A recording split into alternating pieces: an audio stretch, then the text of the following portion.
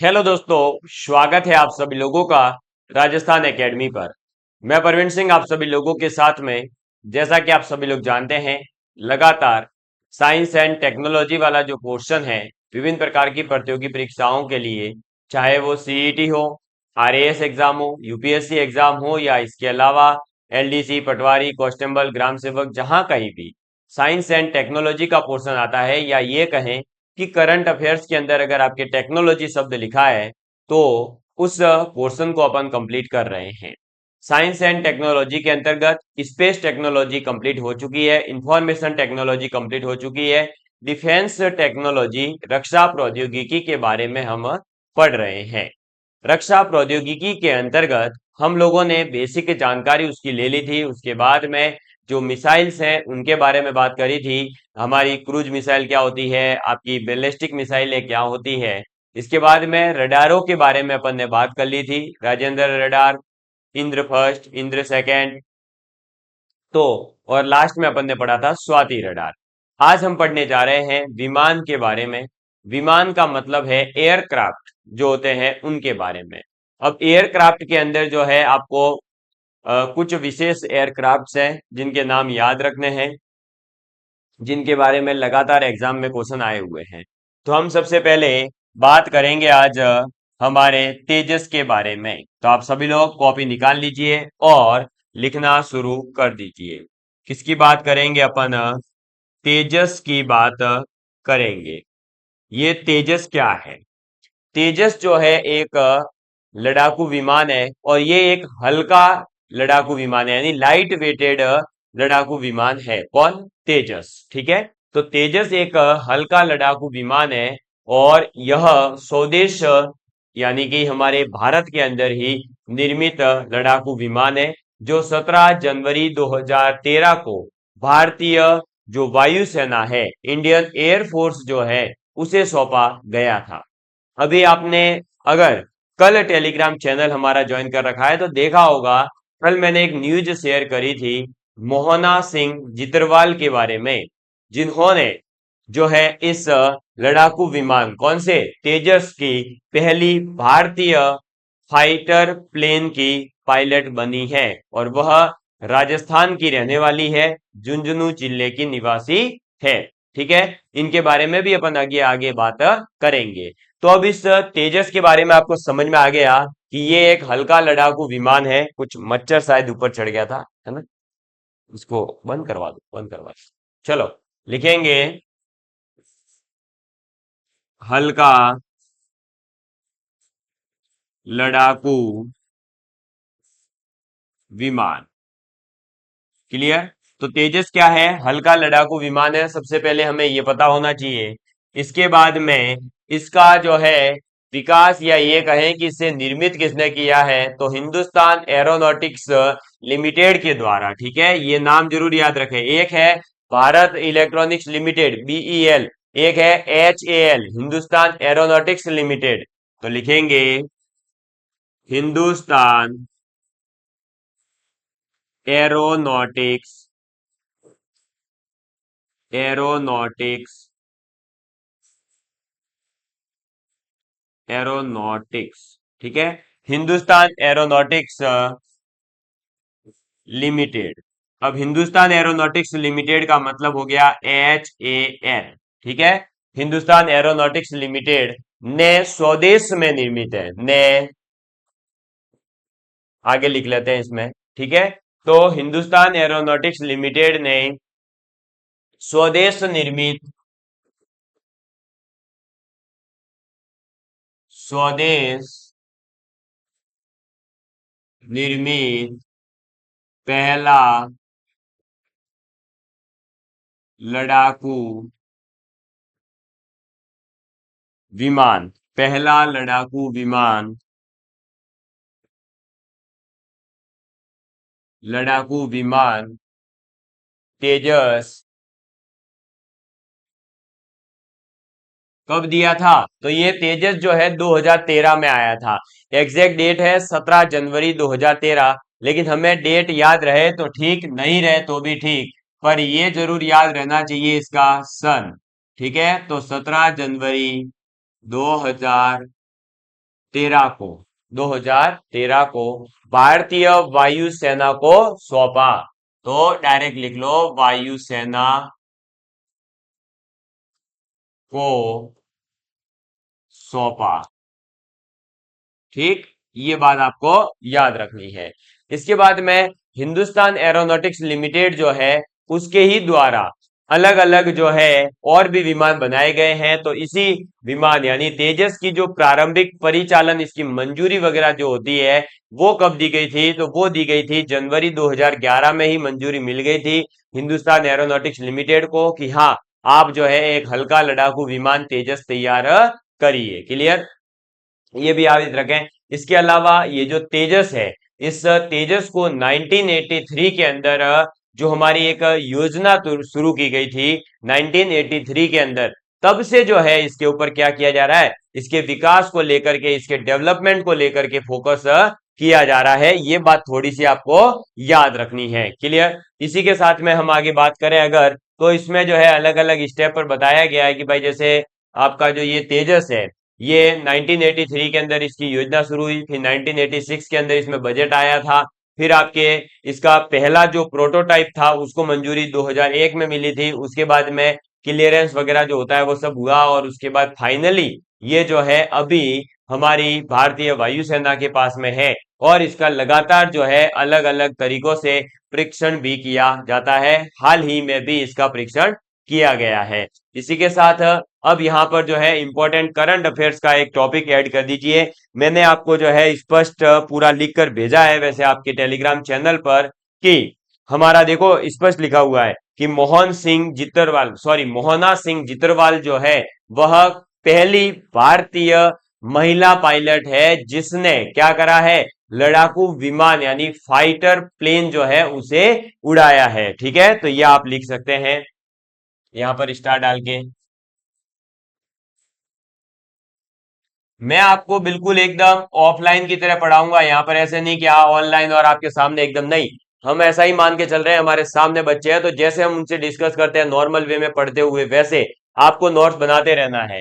तो मोहना सिंह चितरवाल भारत की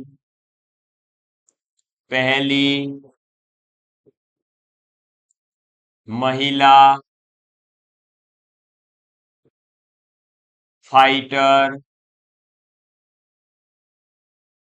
plane pilot.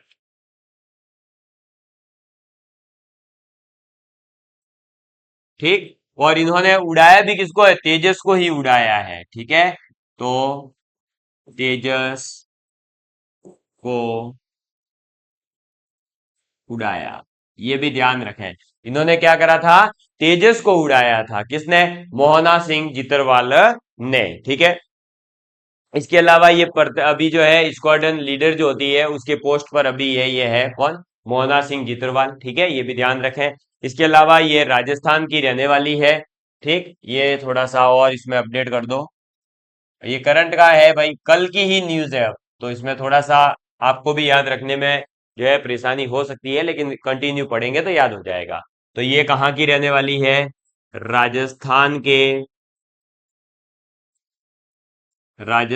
के झुंझुनू जिले की निवासी। ठीक, ये थोड़ा सा आपको याद रखना है। इसमें इतना ही आपसे पूछा जाएगा, ये बस आपसे जो है हल्का लड़ाकू विमान है यही पूछा जाता है, या फिर आपसे जो है इसका करंट में कोई परीक्षण होता है तो उसके बारे में पूछते हैं। बाकी इनकी कोई डिटेल, लंबाई ने, चौड़ाई ने, वेट ने, ऐसा कुछ आपको नहीं पूछता है। आपको अगर जानना हो तो आप यूट्यूब को जो है आपके गूगल पे या चैट जीपीटी आजकल तो आ ही चुका है, लिख दो लड़ाकू विमान तेजस, पूरी लंबाई चौड़ाई डायग्राम वायग्राम सब आ जाएगा। लेकिन वो अपने एग्जाम के पॉइंट ऑफ व्यू से इतना ज्यादा काम का नहीं है। या फिर जो है इसकी स्पीड वगैरह की थोड़ी सी बात अपने करें तो इसकी स्पीड जो है वो है 1.3 से लेकर 1.6 मैक। ठीक है, तो गति, अब अपन बात कर रहे हैं वापस तेजस की। ठीक है ना, तो तेजस की गति कितनी है? तो इसकी गति है 1.3 से लेकर 1.6 मैक। अब ये मैक क्या होता है ये मैंने बता ही दिया था। साथ ही साथ अगर इसके रेंज की बात की जाए तो इसकी रेंज है 3000 किलोमीटर। कितनी है? 3000 किलोमीटर जो है इसकी रेंज है। ये बात आपको याद रखनी है। और इसके साथ मैं ये भी बता दूं कि इस लड़ाकू विमान को लेकर के भारतीय वायुसेना जो है इतनी ज्यादा भी खुश नहीं थी। मतलब ऐसा था कि हाँ ठीक है, अपने डेवलपमेंट हुआ है, अच्छी बात है, लेकिन इस विमान को लेकर के, इसके इंजन को लेकर के ज्यादा खुश नहीं थी। इस वजह से जो हमारा स्नेकमा एक कंपनी है, कहाँ की? फ्रांस की। स्नेकमा कंपनी फ्रांस की और भारत की जो है हमारा डीआरडीओ के द्वारा निर्मित कावेरी इंजन है, उन दोनों को मिक्स करके उस एक कंपनी को ये कहा गया है कि इस कावेरी इंजन को भी और ज्यादा उन्नत तकनीक से बनाया जाए और फिर इस लड़ाकू विमान के अंदर फिट किया जाए ताकि भारतीय वायुसेना जो है और ज्यादा मजबूत हो सके। तो इस पर भी अभी कार्य चल रहा है। ठीक है, चलिए, तो ये चीजें आप नोट डाउन कर लीजिए। इसके बाद में अपन ध्रुव के बारे में बात करेंगे। और ध्रुव जो है वो एक एडवांस लाइट हेलीकॉप्टर है। क्या है? एडवांस लाइट हेलीकॉप्टर है। कौन? ध्रुव। अब इसमें बस यही पूछा जाएगा ध्रुव क्या है, तो ध्रुव क्या है? एडवांस लाइट हेलीकॉप्टर है ध्रुव। तो इसके बारे में लिख लीजिए, एडवांस एडवांस लाइट हेलीकॉप्टर। ठीक है, तो एडवांस लाइट हेलीकॉप्टर जो है वो आपका ध्रुव है। और इसके बारे में आपको यही याद रखना है, इसे भी हिंदुस्तान एरोनॉटिक्स लिमिटेड के द्वारा ही निर्मित किया गया है। तो इसका निर्माण किसने किया है? तो HAL, हिंदुस्तान एरोनॉटिक्स लिमिटेड के द्वारा। क्लियर? इसके अलावा ये ऐसा इंजन है जो क्या करता है कि दो इंजन वाला ये हेलीकॉप्टर है। एक तो ये ध्यान रखना, ये ध्रुव जो है वो दो इंजन वाला हेलीकॉप्टर है।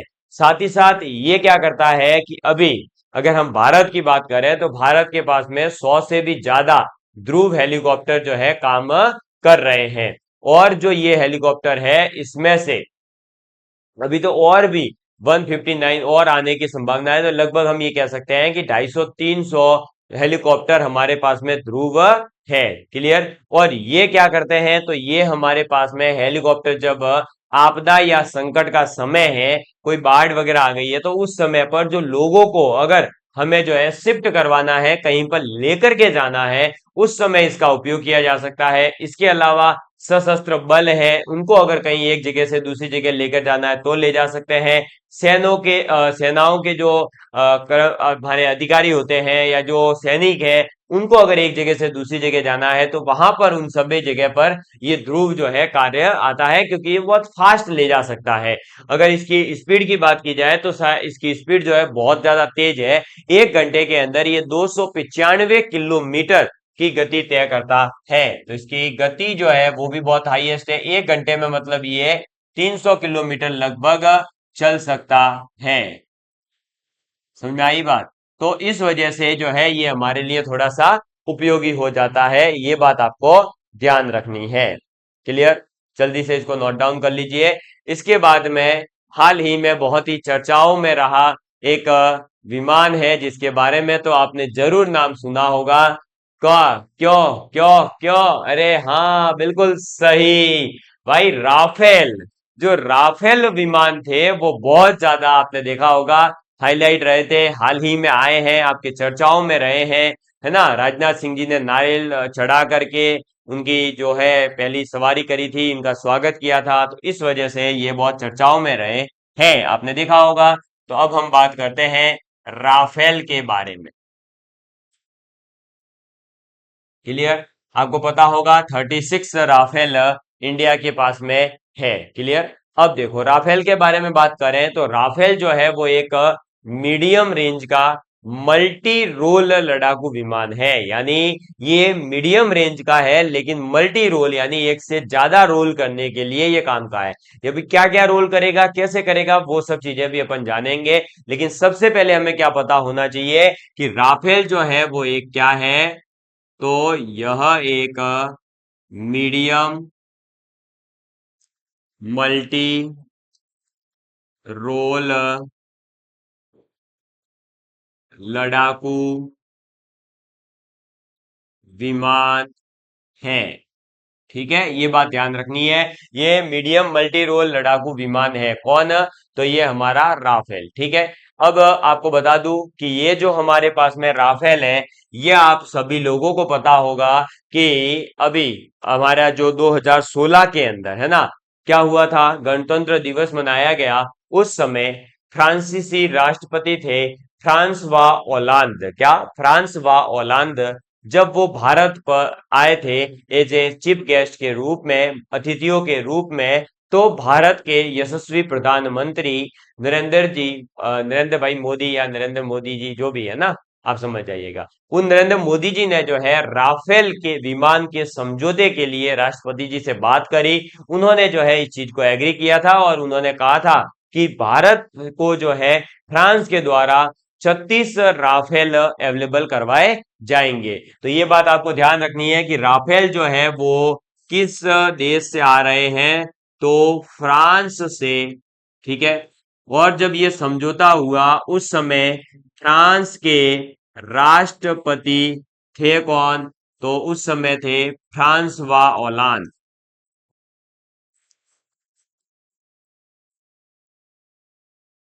फ्रांसवा ओलांद ये थे आपके फ्रांस के राष्ट्रपति। और हमारे पीएम कौन है? तो जो अभी है वो ही थे नरेंद्र मोदी। ठीक है। इन दोनों के समझौते के तहत जो है फ्रांस से हमने ये राफेल प्राप्त किए। कितने प्राप्त किए? 36 राफेल।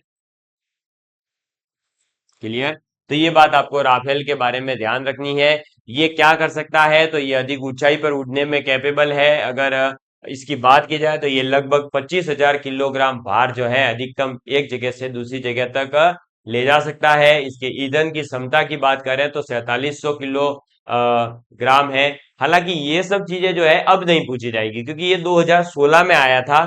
तो उस समय जो अगर कोई पेपर हुए हैं वहां पूछा जा सकता है। बाकी इनका गति और इनको लेकर के कम क्वेश्चन आते हैं। ठीक है। इनके जो फैक्ट है बस वो ये है कि ये कहाँ से आया है, ये किस प्रकार का है, ऐसी चीजें जो है आपसे पूछी जाएगी। हाँ, हाल ही में कोई परीक्षण हुए हैं, हाल ही का जो करंट अफेयर्स वाला पोर्शन होगा वो मैं आपको जब करवाऊंगा तब बता दिया जाएगा। अगर इसके स्पीड की बात की जाए तो स्पीड स्पीड बहुत ज्यादा है, बहुत ज्यादा। बहुत ज्यादा कैसे?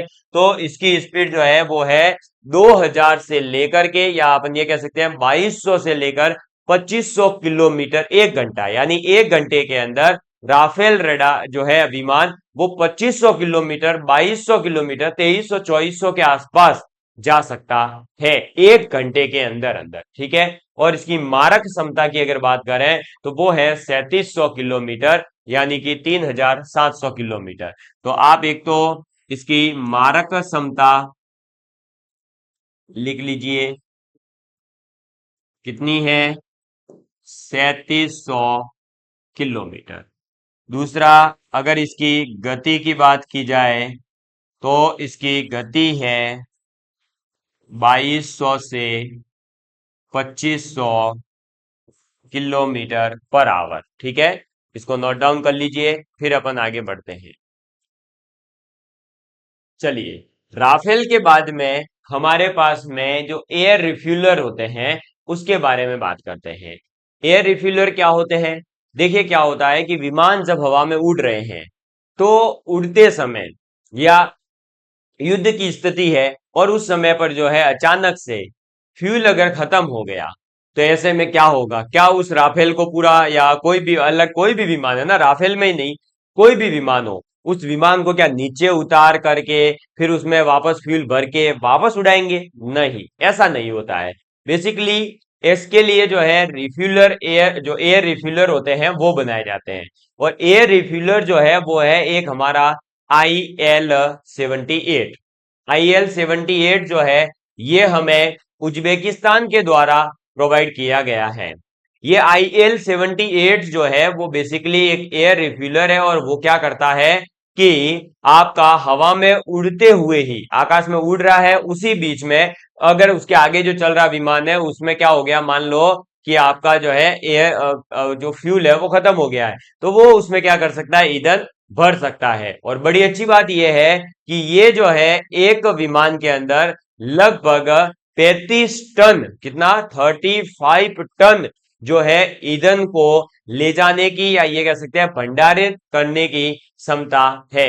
और साथ ही साथ बड़ी अच्छी बात यह है कि एक तो ये उड़ते हुए भर सकता है, मतलब जो विमान उड़ रहा था उसको रोकने की जरूरत नहीं है, और इसको भी रोकने की जरूरत नहीं है, ये उड़ते उड़ते ही आराम से कनेक्ट हो जाता है और बढ़ता रहेगा ईंधन। समझ में आई बात। और दूसरा, 35 टन तक ईंधन ले जा सकता है। तीसरा अच्छी बात यह है कि ये एक साथ उड़ते हुए 3 विमानों के अंदर एक साथ ही ईंधन भर देता है। तो अगर जो है मान लीजिए भाई 3-4 ईंधन अगने को जो है विमान ऐसे हो गए जिनमें एयर जो है फ्यूल खत्म हो गई है, तो ऐसे में क्या करेंगे, 2 IL-78 भेज दो, दो दो से कनेक्ट कर दो, फुल कर देंगे जल्दी। समझ में आई बात। और ये हमें किसने दिया, उज्बेकिस्तान ने दिया है। और जैसे ही उज्बेकिस्तान ने हमें IL-78 अवेलेबल करवाया, उसके बाद में भारत पूरे विश्व का छठा ऐसा देश, यानी 6th कंट्री ऐसी बन गई है जिसके पास में ये सुविधा उपलब्ध है, क्योंकि हर देश के पास में ये सुविधा उपलब्ध नहीं है। समझ में आई बात।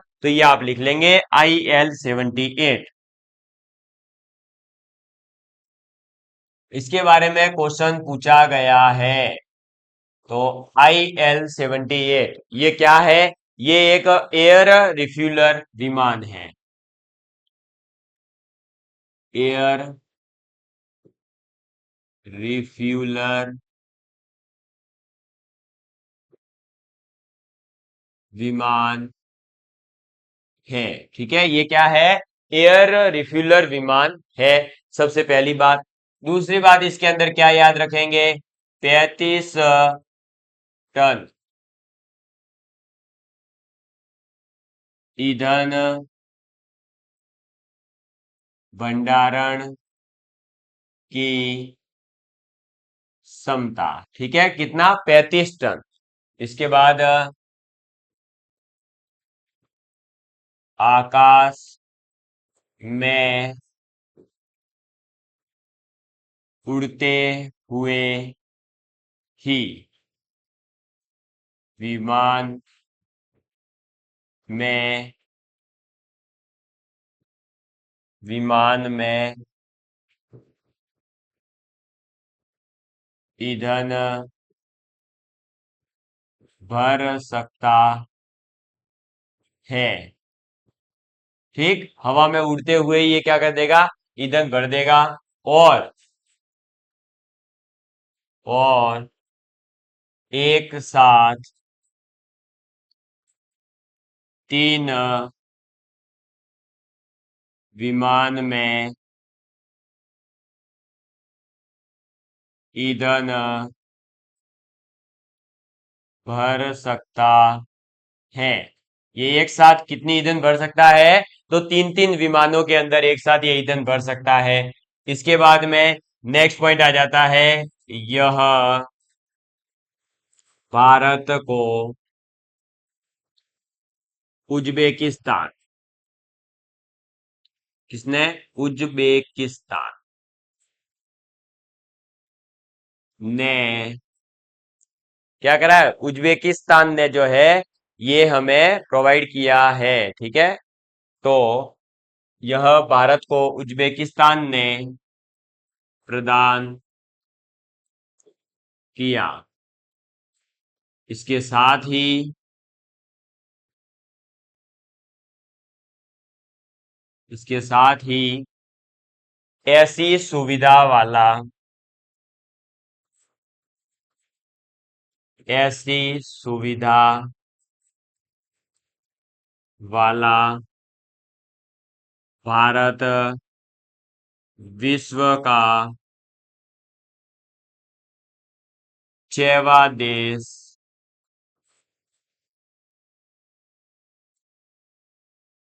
छठवां देश बन गया। ठीक है, तो IL-78 जैसे ही हमारे पास पहुंचा, तो उसके साथ में हम विश्व के छठे देश बन गए हैं जिसके पास ये सुविधा उपलब्ध है। तो IL-78 के बारे में आप लिख लीजिए एक बार, फिर अपन आगे बात करते हैं।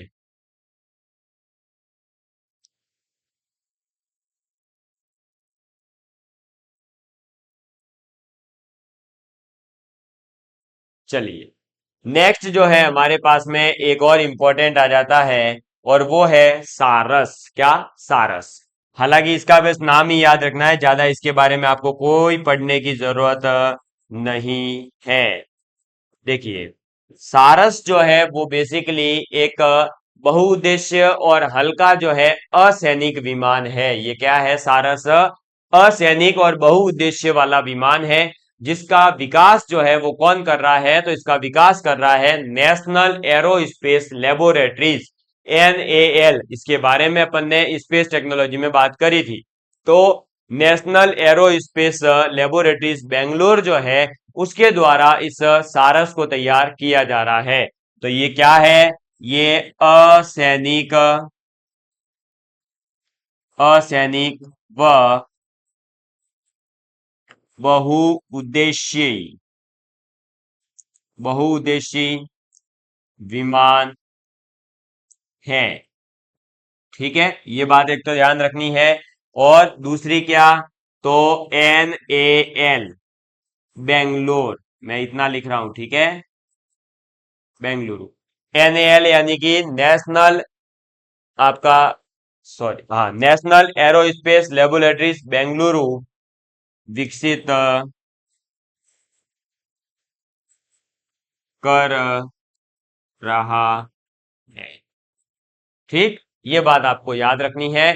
इसी के साथ में यहीं पर आपके जो है इंपॉर्टेंट जो विमान थे वो सब आपके कंप्लीट होते हैं। ये दो तीन ही है जिनके बारे में आपको ज्यादा पढ़ना है, इनका ही नाम याद रखना है, ठीक है। इसके बाद में आ जाते हैं अनमैन्ड एयरक्राफ्ट। ठीक है, अनमैन्ड एयरक्राफ्ट क्या होते हैं? तो बेसिकली जो आपके बिना व्यक्ति के भी हवा में उड़ने वाले जो विमान है, यानी जिन्हें अपन ड्रोन कहते हैं, उन ड्रोन के बारे में जो है अपन अगली क्लास के अंदर बात करेंगे, और पूरी उम्मीद है कि अगली क्लास के अंदर अपन इसको पूरा कर देंगे। ठीक है, तो धन्यवाद। जय हिंद, जय भारत। साथ ही साथ आप लोग अगर MCQ क्वेश्चंस करना चाहते हैं तो जो RAS एग्जाम के लिए सीरीज चलाई जा रही है वो क्वेश्चंस आप भी कर सकते हैं, क्योंकि साइंस के ही क्वेश्चंस है वो। ठीक है, तो वो सीरीज आपके लिए काम की है। धन्यवाद।